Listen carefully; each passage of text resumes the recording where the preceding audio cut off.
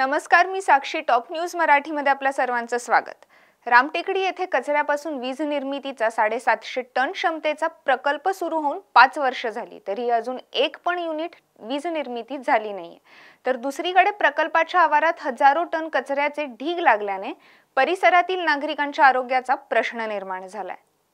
कचऱ्यापासून वीज निर्मिती करण्यासाठी प्रकल्प उभारण्याच्या हालचाली 2012 पासून सुरू असून रामटेकडी औद्योगिक वसाहतीतील जागेत 750 टन क्षमतेचा प्रकल्प सुरू करण्याचा निर्णय घेण्यात आला.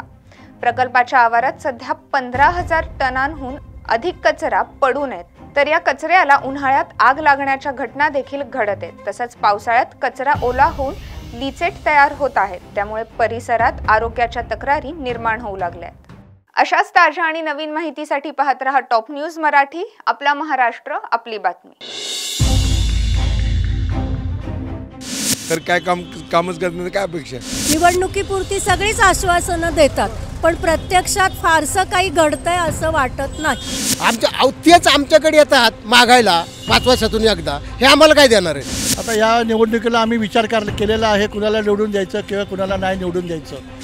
इलेक्शन आले की रस्त्यांची कामं चालू करतात, हिरवी काहीही दिसत नाही.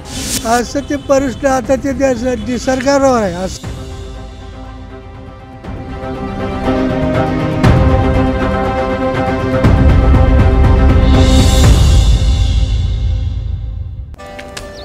Come on guys, hurry up. अरे सुन ना, एक ब्रेक ले लेते हैं.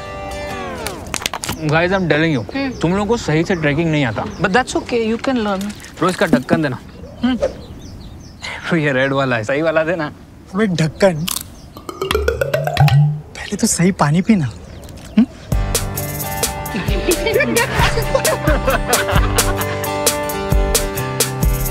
Manikchand Oxyrich, proudly Indian.